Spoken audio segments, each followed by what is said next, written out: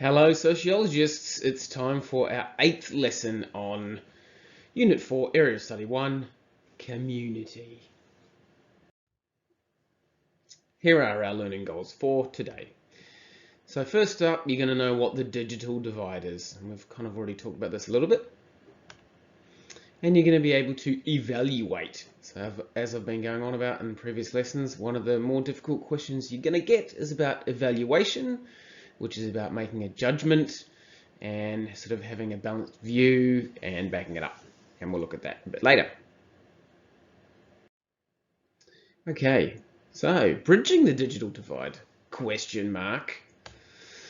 So a recent report says 92% of Australians use the internet, and that's very high on world standards. Now, I mean, as I've mentioned before, our internet speed isn't flash, but compared to most of the rest of the world, 92% internet use is pretty good. However, that 92%, so the 92% is people who have used the internet in the last 6 months, but it doesn't say how often, yeah? So there might be quite a few people who have maybe only used it once in the last 6 months, but they're still counted in that 92%. So statistics always hide a deeper truth, shall we say. Who's on the other side of this digital divide? They are people who mostly use their phones for the internet.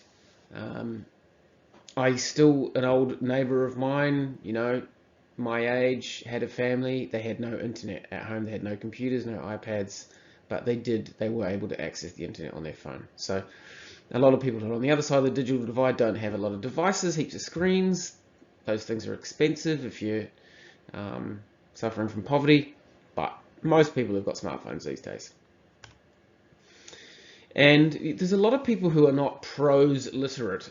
So prose is like long, more complex writing.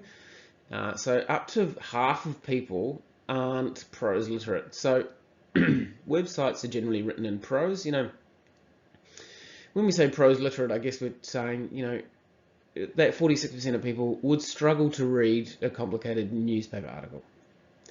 And there's a lot of jargon terms that you see on websites as well. So it's pretty shocking. Even the people that do, even within the 92% of people, if they aren't prose literate and they really struggle to understand the words that are written on those web pages, then you can still say that they're on the other side of the digital divide. When I say other side, I guess I'm saying I'm on the digitally literate side of the digital divide. Obviously, because I'm making a video using this wanky camera and microphone. Right. And now we've got e-government, right? So as you mentioned in our last lesson where we looked at rural folk who have worse internet, and also because they've got worse internet, they might struggle to access some government services because the government has cut face-to-face services and put them online. Why? Because it's cheaper. And it can be more effective.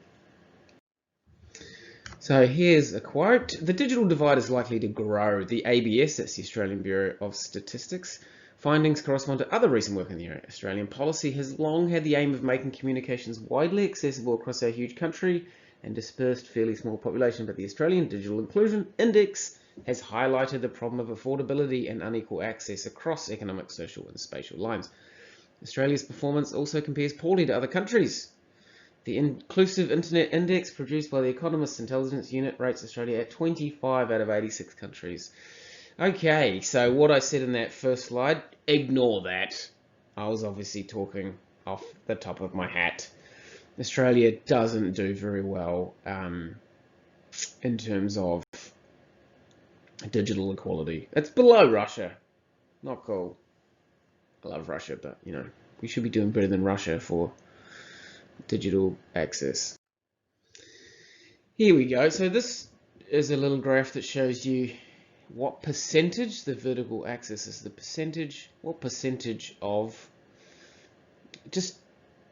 you might have to look at graphs in an exam or a SAC. So first thing to do is to look at everything on the graph, look at the title, look at the vertical axis, think what do those numbers mean, look at the horizontal axis, what do those numbers mean. So the vertical axis is the percentage of households with internet access at home. So for households with kids, It's pretty high, 97% there. Without kids, it's about 82, and then the orange line is the average of the blue and the red, so it's a bit in between there. So you're more likely to have the internet if you've got kids, because they want the internet. Maybe they need it for school. Who knows? Right, we've only got 2 pages of slides for today's lesson. Aren't you lucky? So, the government has a responsibility to bridge the digital divide to support all Australians. And you might be thinking, why is it the government's responsibility? Well, there's a couple of reasons there. Firstly, we pay the government lots of tax money, and one of its stated roles is to reduce inequality and provide access to public life for everybody. And as mentioned, a lot of government services have now gone online, and there is reduced face-to-face service access, so it seems only fair that if the government's going to put its services that we pay for through tax online, then they should be providing affordable, accessible internet access, or bridging the digital divide. So, for example, here's a person, and this is a true story of someone that's mentioned in the textbook, someone who is probably not that wealthy, who used up $30 in prepaid mobile credit waiting on the line to speak to Centrelink. Now, if you're on New Start, the unemployment benefit, $30 is a lot of money. Plus, you probably, $30, that would be like a couple of hours waiting in line to speak to Centrelink. Now, you guys are primarily young, I'm guessing, so maybe you haven't had to spend 2 or 3 hours on the phone in a queue to speak to Centrelink or something else painful like that. But having done stuff like that, it's really, really annoying. It always really confuses and bothers me to think that Centrelink offices and Centrelink call centres are so understaffed that our most vulnerable people in our entire society are having to spend hours and hours in queues, spending money that they don't have just to access services which, I don't need to call Centrelink because I've got a full-time job, so I'm not getting screwed over like this. Anyway, so the government should provide technology and services that are available to everybody, not just the people who only access the internet once every 6 months, right? Russia and Hungary doing better than us. Not cool. They should need to be affordable. Yeah. So, like everything, the digital divide enhances inequality in our society. So the government should try to reduce that inequality. And accessible. Yep. So the internet needs to be at a certain speed, can't be too expensive, and this should be available to everybody, not just people living in capital cities. So here's some stats about the negative aspects of being on the other side of the digital divide. Yeah, there's a lot of inequality in Australia. Let's have a look at that. So in terms of education, Indigenous students are 2.5 years behind non-Indigenous. 3/4 of Indigenous students below the baseline in maths. Very remote kids, that's of all ethnicities, are 20 times more likely to be below the minimum education standard. 60% of Indigenous kids in remote areas don't ever finish school. That's like not finishing school is like one of the worst things in terms of your social economic future status. Yeah, so it's pretty bad. Here's a similar. So we looked at the graph that showed households with internet access overall, and that compared households with children or without children. Here's one comparing people in major cities versus not major cities. So vertical axis is percentage of households with internet access, and quite easily you can see there. Now this graph only goes up to 2009. Remember, we're well into the 90s now, but you can see the gap still there. Yeah. So if you're not in a major city, you're about 10% less likely to have internet access. And you can notice that that gap isn't getting any smaller. It may have since 2009. Who knows? And lastly, and this is Australian data as well, so this is looking at whether you've used a computer or the internet in the last 12 months based on your level of education. So, if you left school in year 9, you're the least likely to have access to the internet or used a computer.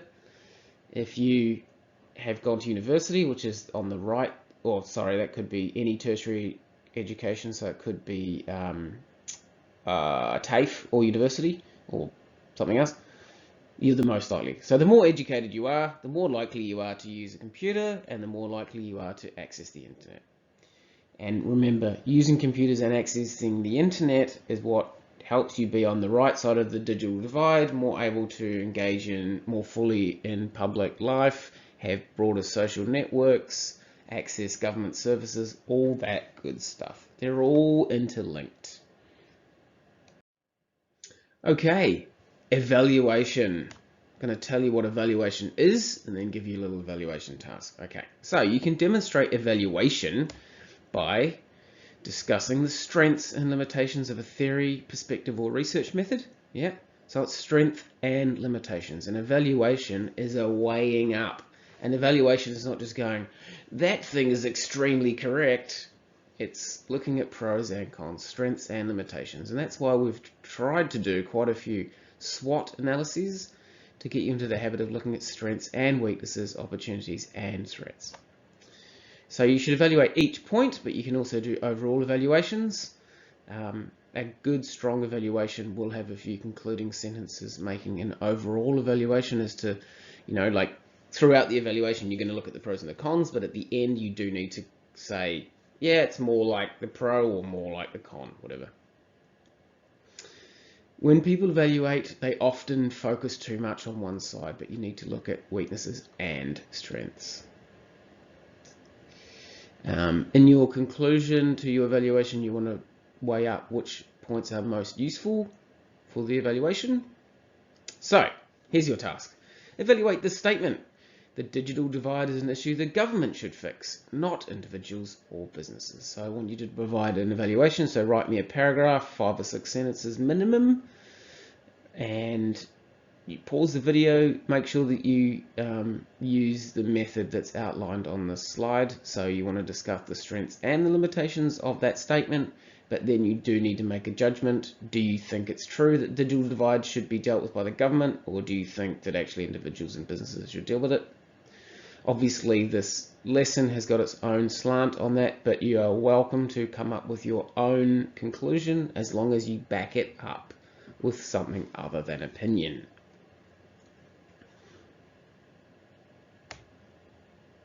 Oh, there you go. Minimum 4 sentences. It should be 5 or 6. Come on. Anyway, there's only been 2 slides worth of notes, so push yourself. Okay, our first video today is called Bridging the Digital Divide. Take it away.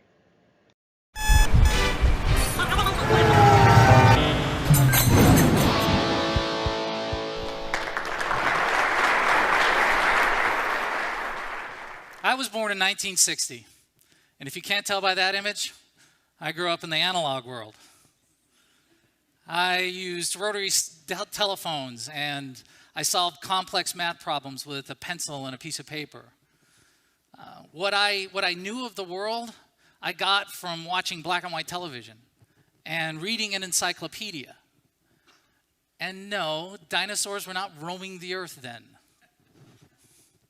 Look, being born in 1960 offered me a rather unique opportunity to witness the dawn of the digital world.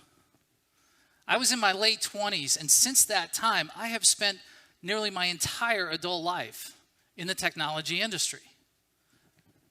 I've seen some amazing things. I have seen mainframe computers the size of this stage reduced in size to fit into my back pocket. I witnessed the birth of the internet and web browsers and social media. Right now, from this stage, using this device, I can control no less than 6 internet-connected devices in my home. Even more incredible, doctors today can remotely diagnose and administer medication to patients anywhere there's digital broadband connectivity. Yeah, the digital world is pretty amazing. And it has really been a profound, it has a profound impact on the direction of my life. But it's come at a cost. Millions of people throughout the world, many right here in South Carolina, are being excluded from the digital world. They call this exclusion the digital divide. And I am here today to talk to you and introduce that topic to you and to show you the plan that we have for making it a thing of the past. Now, I want to use this image of the London Underground to help us visualize the digital divide. The London Underground is made up of several elements. The train that takes us back and forth between our destinations, the platform where you stand to access the train, and the gap. And that's the space in between the platform and the train. Mind the gap. There's actually a life lesson there. Now, for the purpose of this discussion, what I'd like us to do is to imagine for the moment that the train is the digital world, and the platform is how we access it. Now, there are two types of people standing on that platform. Those who can get on the train and those who cannot.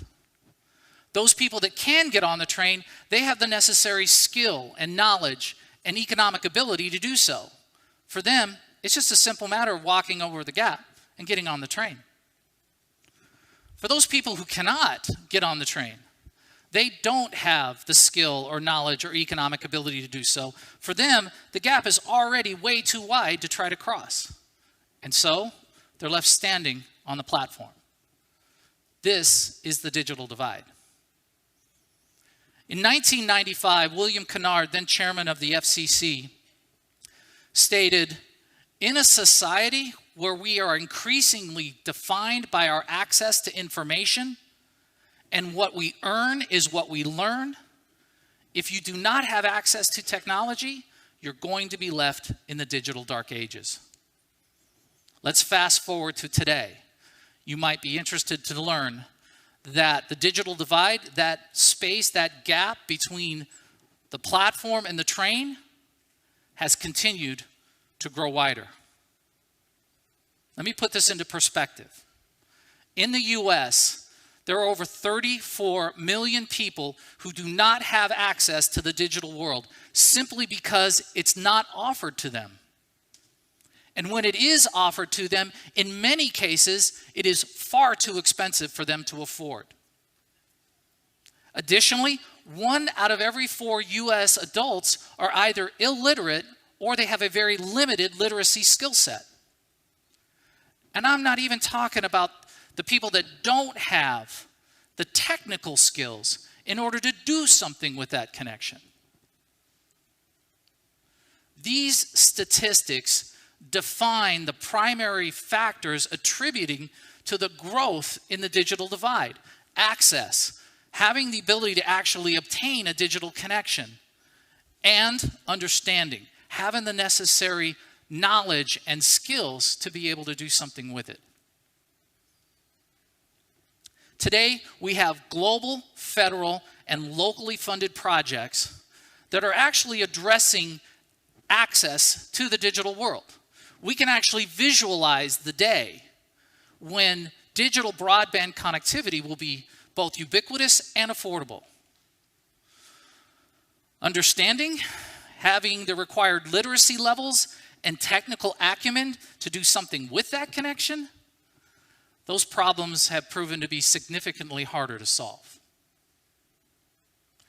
Now, I mentioned earlier that I have been in the technology industry for most of my adult life, and that's over 30 years.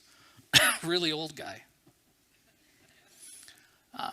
And even for me, at times, I have difficulty accessing and understanding the digital world. What hope do we have of bridging the digital divide when people with my level of knowledge and experience have difficulties? Maybe everyone just wasn't meant to ride the train. At least that's how it felt to me. And then, one day, something extraordinary happened. I read a book. I guess I read 2 books. Daniel Suarez's novels are an interesting blend of action thriller meets the Geek Squad. Think Jason Bourne teaming up with Bill Nye the Science Guy to save the world. Got the image? Now, my apologies to Daniel. His books are way cooler than that, all right? In his books, the protagonist creates a way to access the digital world that's comprehensible to all people on the planet, regardless of their language, literacy, or technical skill levels. He calls it a shamanic interface. And yes, I am referring to a shaman, as in a diviner of spiritual intent, shaman. This shamanic digital interface uses somatic gestures to invoke access to the digital world. Similar in many respects to the somatic rituals that shamans use to access the spirit world. In short, the characters in the book use motion and sound to gain access and control elements connected to the digital world. And then the lights came on for me. The problem with the digital divide isn't literacy or technical acumen. The problem with the digital divide is that we've created an interface that requires them. What if, instead of trying to make everyone on the planet literate or technically astute, why don't we create a shamanic interface that gives everyone standing on the platform the ability to step over the gap and ride the train? This is my idea we're sharing. Okay, let's do the math. To overcome the digital divide, we're going to need to overcome literacy and technology skill gaps. And to do that, we're going to need to create a shamanic interface, and then that is going to need to understand somatic gestures. All right? Let's start with somatic gestures. The good news there is we already know them. We've seen them in movies since Close Encounters of the Third Kind, which I guess celebrated its 30-year anniversary some time ago. A really old guy. Minority Report with Tom Cruise. He's using a haptic glove to actually control objects in the digital world. We use somatic gestures to communicate to the hearing impaired. There are a very small set, but a growing set, of globally understood somatic gestures. As an example.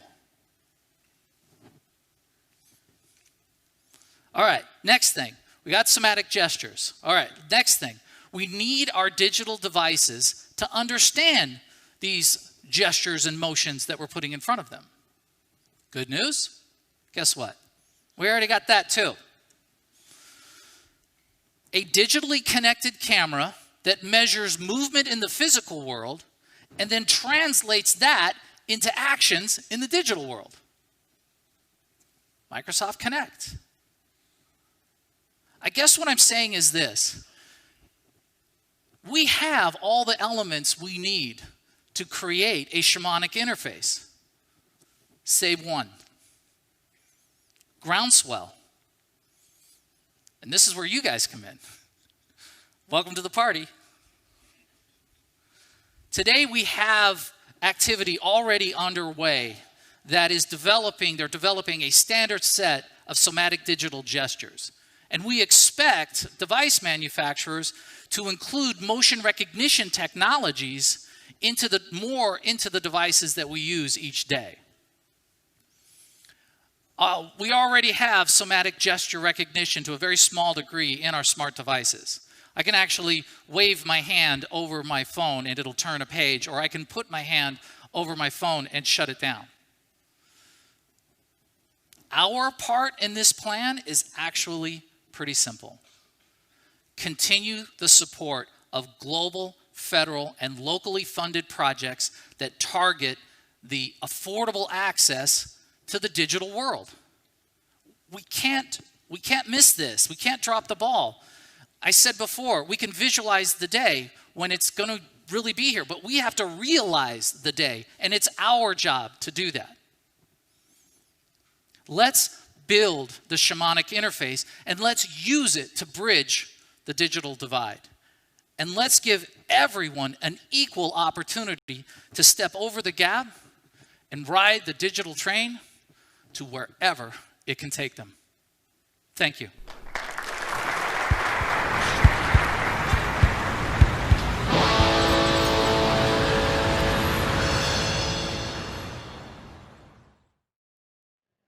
Our second video has got a very similar title, Bridging the Digital Divide, in 1 minute.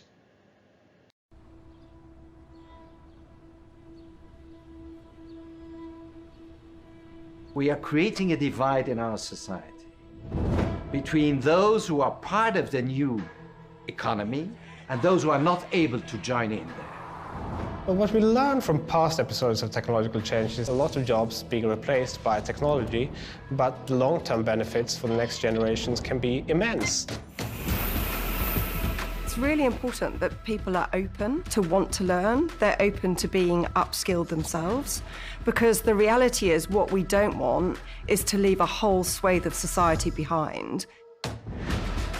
It's not a training expense anymore. It's an investment for the future. Upskilling is a global issue because technology is pervasive. It just turns out it's slightly different from place to place. Everybody is affected by this transformation. Therefore, we have to work out a strategy. If we embrace upskilling, if we take ownership for ourselves, I do think we can write the narrative for what the future looks like.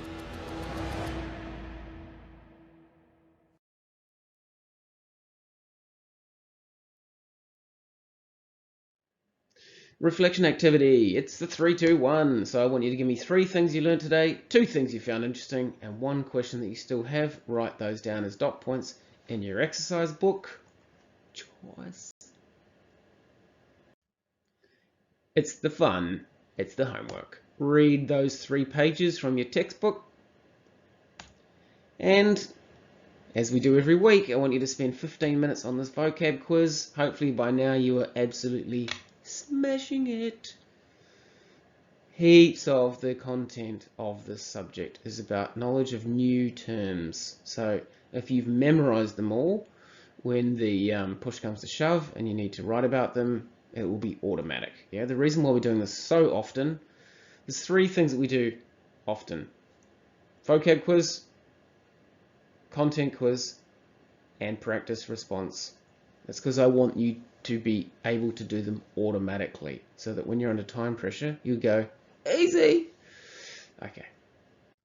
Thank you so much for taking part in this lesson, and do not forget to keep it real.